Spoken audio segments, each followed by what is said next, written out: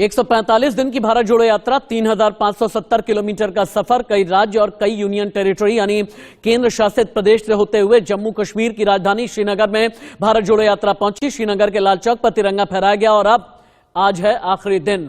इसके बाद हालांकि कांग्रेस का प्लान यह है कि हाथ से हाथ जोड़ो यात्रा की भी शुरुआत की जाए, लेकिन भारत जोड़ो यात्रा के जरिए विपक्ष को कितना जोड़ पाए राहुल गांधी, तो बड़ा सवाल है। ममता बनर्जी क्यों नहीं प्लेटफॉर्म पर नजर आई, बड़ा सवाल है। नीतीश कुमार क्यों नहीं नजर आए, बड़ा सवाल है। विपक्ष बिखरा बिखरा सा है, लेकिन भारत जोड़ो यात्रा का दम भरने की कोशिश कांग्रेस की तरफ से की जा रही है। मेरे बाईं और दाईं तरफ की जो तस्वीरें हैं आपको ये बता रही हैं कि 145 दिन की भारत जोड़ो यात्रा में कौन कौन शामिल हुआ, किसने समर्थन की दिया, कौन किन किन नामों पर सस्पेंस अभी भी बरकरार है, कहां कहां से होकर के भारत जोड़ो यात्रा निकली है। 145 दिन में कांग्रेस को क्या मिला, ये बड़ा सवाल है। आज की टॉप स्टोरी, बड़ी खबर, भारत जोड़ो यात्रा का आज है आखिरी दिन। 21 दलों को श्रीनगर में जुटने का न्योता दिया गया है। मल्लिकार्जुन खड़गे श्रीनगर के दफ्तर में फहराएंगे तिरंगा। श्रीनगर के एसके स्टेडियम में बड़ी जनसभा थोड़ी देर के बाद में होने वाली है। विपक्ष को एकजुट करने के लिए यह बड़ी जनसभा का आयोजन किया जाएगा। आपको श्रीनगर भी हम लेकर के चलेंगे, लेकिन यह आज की सबसे बड़ी खबर है, इस वक्त की टॉप स्टोरी है, यानी भारत जोड़ो यात्रा का समापन होने जा रहा है। लेकिन सवाल फिर से वही बड़ा है कि भारत जोड़ो यात्रा से आखिरकार कांग्रेस को क्या क्या मिला है।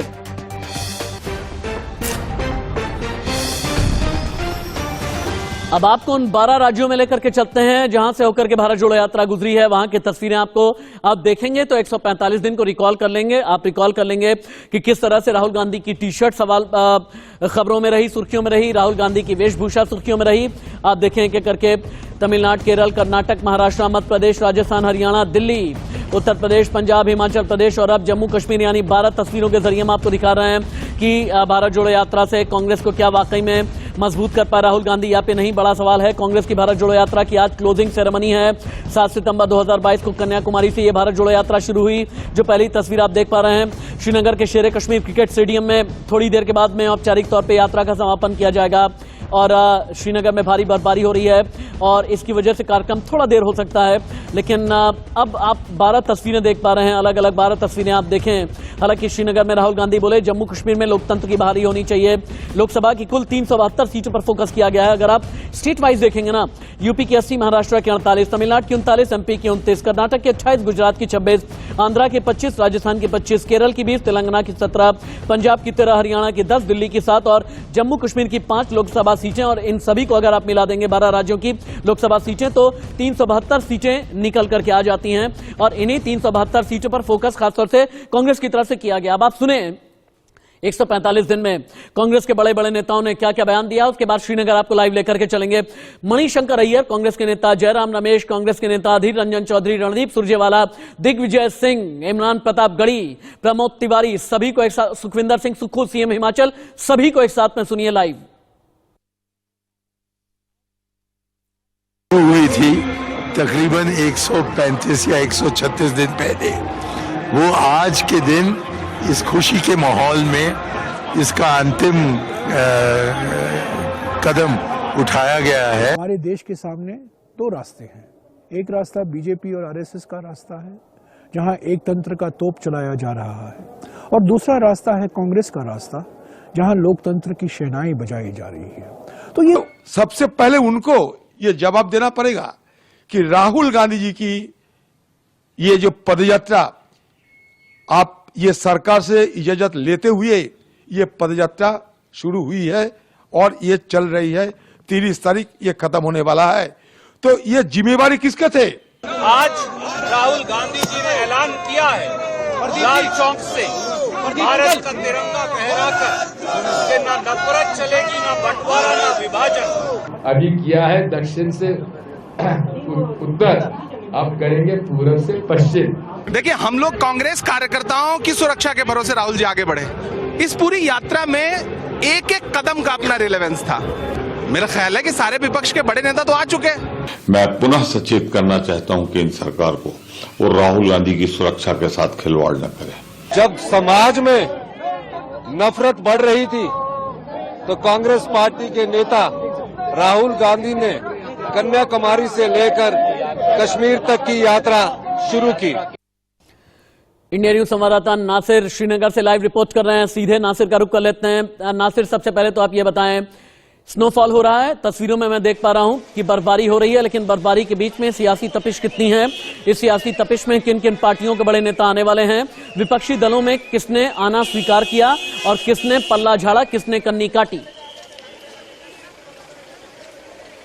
जी बिल्कुल, देखिए राशि सुबह सवेरे से ही कश्मीर घाटी में भारी बर्फबारी देखने को मिल रही है, लेकिन उसके बावजूद भी जो कार्यकर्ता है कांग्रेस के वो यहाँ पे पहुंचे हैं। अभी कुछ समय के बाद ये पार्टी हेडक्वार्टर है, यहाँ पे कुछ समय के बाद ही राहुल गांधी जो है वो तिरंगा फहराने वाले हैं और आप लोगों की भीड़ देख सकते हैं कि लोग कैसे उमड़ पड़े हैं। लेकिन कहीं ना कहीं अगर देखा जाए विपक्ष पार्टी जो है, अपोजिशन पार्टी जिनको भी इन्विटेशन गया था, वो जितने भी लोग यहाँ पर आए हुए हैं जो राहुल गांधी को देखना चाहते हैं, उनसे आप बात कीजिए। पोस्टर में क्या लिखा हुआ है, पोस्टर में किन के चेहरे हैं, वो सारा मजमून मैं देखना चाहूंगा। जो बड़ा सा कटआउट है मैं उसे भी देखना चाहूंगा। व्यूअर को सब कुछ दिखाइए। Move forward, move towards Congress headquarter in Srinagar. Srinagar के इस कांग्रेस मुख्यालय जाइए तो सही। जी बिल्कुल,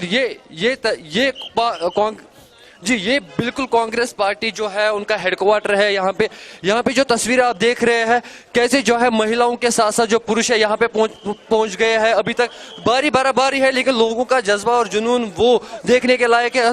जी आपसे बात करना चाहेंगे, आपका नाम? सर मेरा नाम गुलाम मोहिद्दीन। कहाँ से आया? सर हम डिस्ट्रिक्ट रामबन से है। तो इस बर्फबारी में आप यहाँ पे पहुंचे हैं, क्या संदेश है? बस हम यही संदेश लेके आए हैं कि बदलाव होना चाहिए। तो कई सारी पॉलिटिकल पार्टीज को इनविटेशन गया था, न्योता गया था, लेकिन कोई भी पॉलिटिकल पार्टी जो है आज यहाँ नहीं पहुंची है। क्या आपको लगता है कि कांग्रेस के लिए सेटबैक है? नहीं, मसला ऐसा है कि हो सकता है कि कोई प्रॉब्लम होगी बारिश की वजह से, वरना सभी पॉलिटिकल पार्टी यहाँ नासिर आप मेरे साथ में रही है। रजत भी मेरे साथ श्रीनगर से लाइव जुड़ चुके हैं। इससे पहले कि रजत के पास में मैं चलूं, भारत जोड़ो यात्रा के आखिरी दिन विपक्षियों को न्योता दिया गया है, यानी एक तरीके से शक्ति प्रदर्शन करने की कोशिश है। विपक्षियों के न्योते में कौन आता है कौन नहीं आता है, यह सबसे बड़ा सवाल है। किन किन को दिया गया न्योता, अब आप ये देखें। नेशनल कॉन्फ्रेंस से फारूक अब्दुल्ला, उमर अब्दुल्ला को बुलाया गया है। आरजेडी से तेजस्वी यादव इनवाइटेड हैं। एनसीपी से शरद पवार को अलग इनविटेशन भेजी गई है। तृणमूल कांग्रेस, जेडीयू, शिवसेना को भी किया गया है आमंत्रित। Samajwadi party, Bahujan Samaj party, DMK, CPM, JMM, इन सभी को बुलावा भेजा गया है, यानी विपक्षियों को बुलाया गया है। सीधे चलते हैं रजत के पास में। रजत, 145 दिन की यात्रा, आखिरी दिन की तैयारियां क्या क्या की गई हैं? शेर कश्मीर स्टेडियम की रिपोर्ट क्या क्या है? और अभी आप जहां पर भी हैं स्नोफॉल मुझे नजर आ रहा है, सियासी तौर पर क्या क्या माहौल आप देख पा रहे हैं, बताइए भी और दिखाइए भी। देखिए, इस वक्त मौसम की पहली बर्फबारी है श्रीनगर में। जो कार्यक्रम था वो 10 बजे का था पार्टी ऑफिस में, जो कि एक स्टोन अनवीलिंग सेरेमनी थी, जो कि स्टोन ले फाउंडेशन किया गया था इस भारत जोड़ो यात्रा के उपलक्ष्य में। उसके बाद एक सेरेमोनियल कार्यक्रम था, सेलिब्रेशन था SKICC स्टेडियम में, जहां पर एंटरटेनमेंट का एक प्रोग्राम रखा गया था। और उसके ठीक बाद एक रैली थी भारत जोड़ो यात्रा को लेकर, जिसमें विपक्ष के 13 से 14 लोगों ने आने में हामी भरी थी। लगभग 17-18 पार्टीज को अप्रोच किया गया था। कई पार्टीज ने सहमति जताई थी कि हम सहमत हैं लेकिन आ नहीं पाएंगे, लेकिन लगभग 13 दल के नेता इस रैली में इकट्ठा होंगे। लेकिन मौसम एक बहुत बड़ा बैरिकेड है। अगर आप यहाँ की सड़कें देखें राशिद, तो दिक्कत है। चारों तरफ आपको आइस नजर आएगी। पीछे आप देखें तो जो गाड़ियां हैं, गाड़ियों पर भी आइस है। तो ठीक ठाक स्नोफॉल है आज के दिन में, और इस कारण मौसम खराब है। तो कई लोग जो बाहर से आज लैंड होने वाले थे, मुझे लगता नहीं ATC परमिशन देगा उन नेताओं के जहाज को कि वो यहाँ लैंड कर पाए, पहला। दूसरा, जब स्नोफॉल होती है तो सारे रास्ते लगभग बिल्कुल बंद हो जाते हैं। तो जितने भी नेता हैं वो सब आप कह सकते हैं अपने होटलों में है, अब तक कोई बाहर नहीं निकला है। तो मौसम एक बड़ी मार है। लेकिन कांग्रेस की कोशिश यही है कि अगर इतने दिन यात्रा चली है, उसके बाद बजट सेशन है, आप लेट नहीं कर सकते, कल इकोनॉमिक सर्वे आएगा, तो आज इस यात्रा का जो समापन समारोह है, भले ही छोटा हो लेकिन हो जाए। ठीक है रजत, आपके पास फिर से हम आते हैं ठीक 2 मिनट के बाद में। और नासिर, आप भी मेरे साथ में जुड़े रहे। लेकिन राहुल गांधी ने 145 दिन की यात्रा में कितने बड़े बयान दिए हैं? श्रीनगर में क्या कहा, हिमाचल प्रदेश में क्या चैलेंजेस को लेकर के राहुल गांधी ने बात की थी, 17 जनवरी को जब पंजाब पहुंचे तो क्या बड़ा बयान था, यूपी में 5 जनवरी जब यात्रा पहुंची तो राहुल गांधी की हुंकार क्या थी, 23 दिसंबर को हरियाणा में क्या बोला, 23 नवंबर को MP में क्या बोला, यह सब कुछ एक साथ लाइव सुनिए। बीजेपी के लोग यात्रा क्यों नहीं कर देते जम्मू से Lal Chowk? if situation is so good, then why doesn't Mr. Amit Shah walk from Jammu Kashmir? Bharat जोड़ो यात्रा हमें क्यों करनी पड़ी? देश में नफरत, हिंसा का माहौल है। जो महंगाई बढ़ती जा रही है और जो इनकम इनइक्वालिटी बढ़ती जा रही है, उसके खिलाफ हमने ये यात्रा शुरू की। एक भी ये नहीं कहता भैया हिंदुस्तान में किसान का बेटा बिना स्वेटर के क्यों घूम रहा है, ये सवाल नहीं पूछेंगे। हिंसा और डर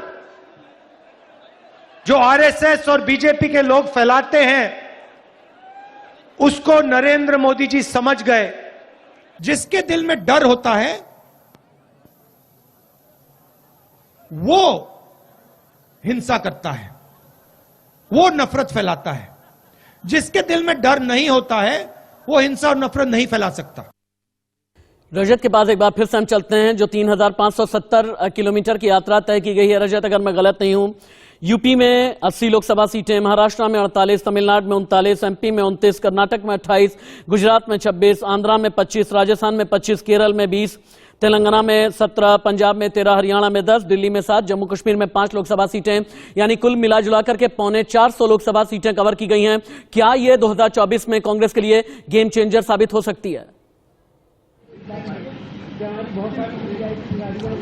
देखिए, कोशिश यही है राहुल गांधी की और कांग्रेस पार्टी की कि ग्राउंड से ज्यादा कनेक्ट हो, लोगों से मिले, कैडर से मिले, जो जन भावना है, क्योंकि पार्टी इस बात को मान रही है कि 14 के बाद से ही पार्टी वर्कर से और जन भावना से दूर है, ग्राउंड से कोई कनेक्ट नहीं है। तो कोशिश यही है कि कैसे दोबारा कनेक्ट हो। तो राहुल गांधी ने भी यही कोशिश करी है कि लोगों से, पार्टी कार्यकर्ताओं से बातचीत करें, ज्यादा समझे कि आखिर ग्राउंड पर रियलिटी क्या है। दिल्ली में रहने पर देश कुछ और होता है राशिद, और जब आप जमीन पर उतरते हैं, जब आप मौसम देखते हैं, तमिलनाडु की गर्मी देखते हैं और श्रीनगर की बर्फबारी देखते हैं, जब आप तमिलनाडु में इडली खाते हैं और यहां पर आप आकर कावा पीते हैं, तो देश बदलता है। कहा जाता है हिंदुस्तान के अंदर 50 किलोमीटर पर वेशभूषा, भाषा, खाना पीना सब कुछ बदल जाता है। लेकिन यही कोशिश रही है राहुल गांधी की कि जो पब्लिक सेंटिमेंट है और कनेक्ट है उसको स्थापित करें। कितना फायदा होगा ये मुश्किल है। आप देखिए, गुजरात बड़ी हार कांग्रेस पार्टी के लिए और हिमाचल में कांग्रेस पार्टी जीतती है। तो 24 में कैसे एकजुट होते हैं, विपक्ष के कितने दल राहुल गांधी को अपना नेता मानते हैं, प्राइम मिनिस्टर कैंडिडेट मानते हैं, ये मुझे लगता है इसके लिए थोड़ा इंतजार करना पड़ेगा। और इंतजार इसलिए भी क्योंकि ये यात्रा यहीं खत्म नहीं होगी। कल राहुल गांधी ने साफ इशारे में कह दिया कि ये यात्रा अब ईस्ट से लेकर वेस्ट तक की तैयारी शुरू कर रही है, यानी आप मान सकते हैं एक और यात्रा की तैयारी है जो शुरू की जा रही है। रजत, एक बात और बताइएगा, चूंकि आप श्रीनगर में हैं, हमारे साथ बातचीत करने के लिए राशिद एक मिनट रुकिएगा हमारे साथ। मीम अफजल साहब, बेहतरीन बर्फबारी है, क्या प्रोग्राम में कोई चेंजेस है? क्योंकि इतनी बर्फबारी है, इतना बारिश हो रही है, इसको देखते हुए क्या प्रोग्राम चेंज है या फिर अपने अनुसार प्रोग्राम है? थोड़ी सी प्रोग्राम के बारे में। पहले तक आपको ये बता सकता हूँ कि कोई प्रोग्राम ऐसा नहीं है कि हम इसको किसी भी तरह से हम तो इसको छोड़ेंगे। ये प्रोग्राम जारी रहेगा, ऐसी मुझे इत्तला मिली है। बहुत ज्यादा परेशानी है, आप तमाम मीडिया के लोग, मेरी जिम्मेदारी है, और आपको सुबह 8 साढ़े 8 बजे इस होटल से निकलना था जिसके दरवाजे पर हम खड़े हैं, लेकिन चूंकि बर्फ में एक हमारी बस फंस गई, दूसरी अभी पहुंची है। मीम साहब, क्योंकि विपक्षी एकता की भी बात हो रही है, बार ये बात कही जाती है, हालांकि आप कह देंगे कि साहब आप खड़गे साहब और जयराम जी से पूछिए, क्या एक बड़ा विपक्ष स्टेज पर दिखेगा राहुल जी के साथ? देखिए, मैं इस सियासी सवाल का बिल्कुल जवाब नहीं दूंगा। एक जुमला मैंने पहले कहना है कि ये सियासत से दूर यात्रा है, और आगे तो अब बंद हो गई है अभी, और आगे भी जो प्रोग्राम आएंगे वो आप देखेंगे। मैं कांग्रेस को यात्रा से क्या मिला मीम? कांग्रेस को यात्रा से सबसे बड़ा फायदा जो मैं समझता हूँ, मेरी जाती राय है, वो है कांग्रेसियों के अंदर एक कॉन्फिडेंस आया है, और उनके अंदर जो एक पहले एक भावना थी, थोड़ी बहुत महसूस करते थे कुछ कमजोरी अपने आप में, वो आज अपने आप को ताकतवर महसूस कर रहे हैं। राहुल जी ने उनके अंदर एक ऊर्जा, जिसको कहते हैं ऊर्जा, उसको भर दिया है, और उससे बड़ा जबरदस्त जोश है। और कश्मीर के अंदर तो मैंने देखा है जोश कुछ ज्यादा ही है। मैं ये बताइए, मौसम कैसा लग रहा है आज आपको? आप भी दिल्ली के हैं, हम लोग भी दिल्ली से आए, जरा मौसम के बारे में कुछ बताइए। आप भी पिछले 15 दिन से पहली बर्फबारी। देखिए, मौसम पे 2 लाइन बोलिए। देखिए, मौसम तो बहुत सुहाना है, लेकिन चूंकि इस मौसम के नतीजे में बहुत सी जगहों पर रुकावटें हैं, इसलिए हमें यह सुहाना मौसम जो है इस वक्त उतना सुहाना नहीं लग रहा। जो अगर हम छुट्टी करने आए होते तो यकीनन हम इसको बहुत ज्यादा एंजॉय करते। मैं आज इस मौसम को एंजॉय नहीं कर रहा हूं, बल्कि आप लोगों की फिक्र कर रहा हूं जो मीडिया के मेरे साथी हैं, यहाँ आए हुए हैं, चूंकि वो मेरी जिम्मेदारी है। बहुत शुक्रिया अमीन भाई, हमारे साथ कहते हैं अगर छुट्टियों में आते तो मौसम को एंजॉय करते, लेकिन क्योंकि रैली है, मीडिया को वहां पर जाना है, और फिर वही राशिद आप देखिए सड़कों पर बर्फ है, बहुत मुश्किल है ऐसे में गाड़ी चलाना, गाड़ी स्किड होती है। पीछे आपको नजारा दिखाऊंगा गाड़ियों का, आप गाड़ियां देखिए पूरी बर्फबारी है, और ऊपर अपने कैमरा में से कहूंगा एक बार पैन करके दिखाई। सबसे खूबसूरत पेड़ लगते हैं कश्मीर के अंदर, क्योंकि ये पेड़ आपको बिल्कुल बर्फ से ढके हुए नजर आएंगे, और ये स्नोफॉल का नजारा है जो आपको लगातार दिखा रहे हैं। मीम साहब से बात हुई, मीम साहब ने साहब कहा अगर छुट्टी मनाने आते तो शायद अच्छा लगता, लेकिन क्योंकि पॉलिटिकल पार्टी भी है, रैली भी है, स्टेडियम भी बनना है, विपक्ष के नेताओं को भी बुलाना है, तो ऐसे में दिक्कत है। लेकिन हाँ, दिक्कतों के आगे ही जीत होती है। कांग्रेस पार्टी लड़ रही है अपनी जमीन और जीत के लिए। स्नोफॉल के बीच जो आपकी रिपोर्टिंग है रजत, वो तो हम देख ही रहे हैं, और इसके अलावा मैं आपसे समझना ये भी चाहूंगा गुपकार रोड में सियासी आबोहवा किस तरफ की है, क्योंकि गुपकार रोड से मेरा इशारा क्या है ये तो आप समझ ही पा रहे होंगे। लेकिन भारतीय जनता पार्टी का ये कहना है कि भाई इससे पहले नेहरू गांधी फैमिली ने 70 साल में क्या यहां पर आकर के तिरंगा फहराने की हिम्मत भी की। रविंद्र रैना का ये कहना है जब 370 खत्म हो गया तब आप में हिम्मत ये आई है कि आप आकर के लाल चौक पर तिरंगा फहरा रहे हैं। बीजेपी के रविंद्र रैना, बीजेपी की तरफ से रविशंकर प्रसाद, इन सभी का रिएक्शन क्या आया है एक साथ देखें। जो यात्रा करी जम्मू से, और कल भी एक बार लाइव दिखाया जाए बीजेपी का रिएक्शन। राहुल गांधी जी ने जो लाल चौक में तिरंगा झंडा फहराया है, इसका सारा श्रेय हमारे देश के यशस्वी प्रधानमंत्री श्रीमान नरेंद्र मोदी साहब और हमारे माननीय गृह मंत्री अमित शाह साहब को जाता है। राहुल गांधी, मैं आपसे एक बात जरूर पूछना चाहूंगा कि आप इतनी शांति से तिरंगा लहरा पाए, हुआ कैसे? ये इसलिए हुआ कि नरेंद्र मोदी जी की सरकार ने हिम्मत दिखाई, धारा 370 समाप्त हुई। जम्मू कश्मीर में राहुल जी की यात्रा, जो भी यात्रा हो, उसको समापन होना ही नरेंद्र मोदी जी की नीतियों की बड़ी विजय है कि जिस जम्मू कश्मीर में कल तक एक तिरंगा नहीं फहरा सकते थे लोग, आज वहां राहुल जी यात्रा का समापन करेंगे। धारा 370 हटने के कारण जो प्रधानमंत्री मोदी जी ने वहां सुरक्षा, विकास और विश्वास का वातावरण पैदा किया है, इस कारण राहुल गांधी जी आप तिरंगा लेकर श्रीनगर तक पहुंच पाए हैं। इंडिया न्यूज संवाददाता नासिर भी मेरे साथ में है। नासिर, मैं थोड़ी देर पहले जानना ये चाह रहा था कि गुपकार रोड की सियासी आबोहवा क्या है, गुपकार रोड से मेरा इशारा क्या है, आप समझ गए होंगे, एक बार व्यूअर्स को भी समझाइए। जी बिल्कुल, देखिए राशिद, मैं आपको बताते चलूं, कल राहुल गांधी ने जब तिरंगा लाल चौक में फहराया तब हमने देखा गुपकार गैंग से एक भी लीडर जो है वह शामिल नहीं हुआ। महबूबा मुफ्ती ने साथ निभाया, फारूक अब्दुल्ला को भी यात्रा में देखने को मिला, उमर अब्दुल्ला को, लेकिन जब कल तिरंगे की बात है, जब लाल चौक में तिरंगा फहराया गया, तब हमने देखा राहुल गांधी के साथ न तो फारूक अब्दुल्ला थे, न तो महबूबा मुफ्ती थी। नासिर, आप ये 1 मिनट की एक रिपोर्ट हम दिखा देते हैं। भारत जोड़ो यात्रा के साथ में कितनी बार विवाद जुड़ा। जो लेटेस्ट विवाद है श्रीनगर में, वो विवाद है कटआउट का, यानी कटआउट तिरंगे से भी ज्यादा ऊंचा कर दिया गया। भारतीय जनता पार्टी ने यह कहा कि क्या आप अपने कटआउट को तिरंगे से भी ज्यादा बड़े पद और कद का मानते हैं। 1 मिनट की रिपोर्ट।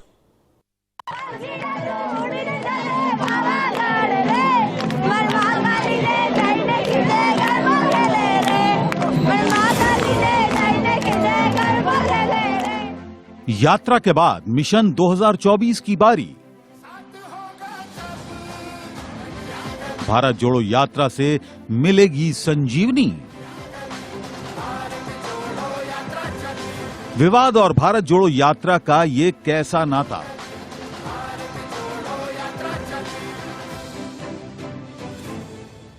जम्मू कश्मीर के लाल चौक की इस तस्वीर ने भारत जोड़ो यात्रा और राहुल गांधी को एक बार फिर विवादों में खींच लिया है। भारत जोड़ो यात्रा के आखिरी दिन राहुल गांधी ने लाल चौक पर तिरंगा लहराया। गांधी ने लाल चौक पर अपना झंडा फहरा दिया है, कन्याकुमारी से पूरी कर दी है, जिसके साथ ही एक दिन पहले ही यात्रा को समाप्त कर दिया गया। लेकिन विवादों ने राहुल का पीछा नहीं छोड़ा। लाल चौक पर राहुल गांधी का एक कटआउट लगा था जिसकी ऊंचाई तिरंगे से भी ज्यादा थी। अब बीजेपी इस पर सवाल उठा रही है। बीजेपी नेता तेजिंदर पाल सिंह बग्गा ने कहा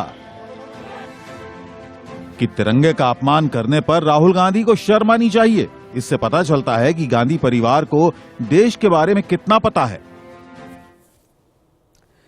चलते हैं नासिर के पास में। नासिर, ये तिरंगा को लेकर के जो भारत जोड़ो यात्रा का विवाद है, इस पर क्या किसी भी तरह का कोई ऑफिशियल रिएक्शन कांग्रेस की तरफ से आया है?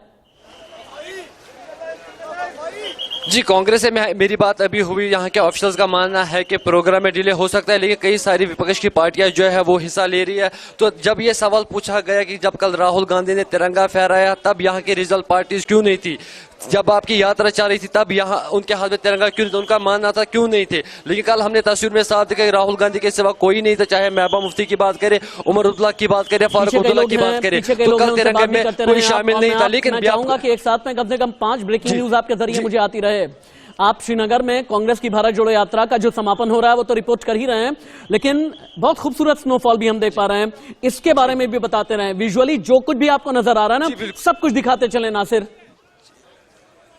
जी जी जी, देखिए सुबह सवेरे से ही स्नोफॉल जो हो रहा है, ये सड़कों की तस्वीरें हैं जहां पे बर्फबारी देखिए कि सफेद चादर जो है चारों तरफ लिपटी हुई है, गाड़ियों को चलने में परेशानी हो रही है। लेकिन उसके बावजूद भी जो लोग हैं, जो कांग्रेस के कार्यकर्ता है या सपोर्टर्स है, वो यहाँ पे गाड़ियों में पहुंच रहे हैं। और ये तस्वीरें साफ बयान करती है कि इस मुश्किल स्थिति में कैसे लोग जो है चल रहे हैं और गाड़ी को कितनी मुश्किल हो रही है। और सिक्योरिटी के देखिए आप कड़े इंतजाम कैसे किए गए हैं, सिक्योरिटी फोर्सेस जो है वो लगे हुए हैं ट्रैफिक को निकालने में। और मेरे पीछे जहां तक आपकी नजर जाएगी वहां तक आप लोगों की भीड़ देखोगे, और मेरे दाएं बाएं जहां तक भी आपकी नजर जाएगी, जहां तक भी व्यूअर्स की नजर जाएगी, वहां आप खाली बर्फबारी देखोगे। कल दिन के हवाले से अगर बात करिए, कल दिन में जो है यहाँ कड़ी धूप थी, लेकिन आज मौसम जो है उसने युग ऐसी करवट ली। 1 मिनट की एक और रिपोर्ट तैयार हो गई है, रिपोर्ट जिसमें भारतीय जनता पार्टी का ये कहना है कि हुजूर आते आते बड़ी देर कर दी, तिरंगे की याद आपको इतने साल के बाद में आई, लाल चौक की याद आपको इतने दशकों के बाद में आई, इससे पहले क्या हिम्मत आप नहीं कर पाए थे। इसे लेकर के भी विवाद हो गया है। भारतीय जनता पार्टी ने लाल चौक पर कैसे किया है प्रहार, और लाल चौक को लेकर के कांग्रेस को कैसे बनाया है निशाना। 1 मिनट की रिपोर्ट। भारत जोड़ो यात्रा का शुरू से ही विवादों के साथ खास नाता रहा। इस यात्रा की शुरुआत और अंत दोनों ही विवादों के साथ हुए। बीजेपी ने राहुल की इस यात्रा पर तंज कसते हुए कहा कि कांग्रेस ने लाल चौक पर तिरंगा लहराने में काफी देर कर दी। राहुल गांधी ने आज श्रीनगर में लाल चौक पे तिरंगा लहराया है, अच्छी बात है। लेकिन राहुल गांधी, मैं आपसे एक बात जरूर पूछना चाहूंगा कि आप इतनी शांति से तिरंगा लहरा पाए, हुआ कैसे? ये इसलिए हुआ, याद रखिएगा ये वही भारत जोड़ो यात्रा है जिसमें दिग्विजय सिंह ने बयान दिया, सर्जिकल स्ट्राइक को लेकर के सवाल किया, सबूत मांगने लगे, बाद में फिर राशिद अलवी तक ने भी बयान दिया, राहुल गांधी को सामने आना पड़ा, सामने आकर के प्रेस कॉन्फ्रेंस करनी पड़ी, उसके बाद फिर दिग्विजय सिंह से कर लिया था किनारा। भारत जोड़ो यात्रा का ये विवाद अगर आप भूल गए हैं फिर से रिकॉल कर लीजिए। भारत जोड़ो यात्रा में विवादों की लिस्ट काफी लंबी है। यात्रा के आखिरी चरण में दिग्विजय सिंह ने पहले सर्जिकल स्ट्राइक पर सवाल उठाए। सर्जिकल स्ट्राइक की बात करते हैं कि हमने इतने लोग मार गिराए, लेकिन प्रमाण कुछ नहीं, केवल झूठ का पुलिंदा से ये राज कर रहे हैं। मैं आपसे कहना चाहता हूं, ये देश सबका है। फिर सफाई देकर डैमेज कंट्रोल की कोशिश की, उससे पार्टी की काफी किरकिरी हुई। पुलवामा में हम लोगों के 40 सीआरपीएफ के जवानों ने जान, आज तक ये बात खुलासा नहीं कर पाई भारत की सरकार कि आखिर ये 3 कुंटल आरडीएक्स आया कहां से।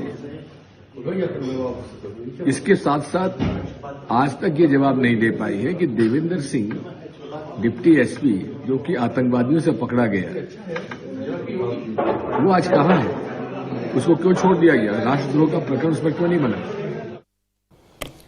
भारत जोड़ो यात्रा तमिलनाडु के कन्याकुमारी से कश्मीर तक श्रीनगर में होना है समापन। थोड़ी देर के बाद में शेर कश्मीर स्टेडियम में बहुत बड़ी एक रैली भी होने वाली है, इसे भी लेकर के हम खबर आपको बताएंगे। कांग्रेस मुख्यालय के अंदर क्या चल रहा है, उसके अलावा विपक्षियों में 23 अलग अलग दलों को न्योता दिया गया है। कौन आएगा, कौन नहीं आएगा, किस पर सस्पेंस बना है और क्या राहुल गांधी के नाम पर विपक्ष एकजुट होगा या फिर नहीं, ये बहुत बड़ा सवाल है।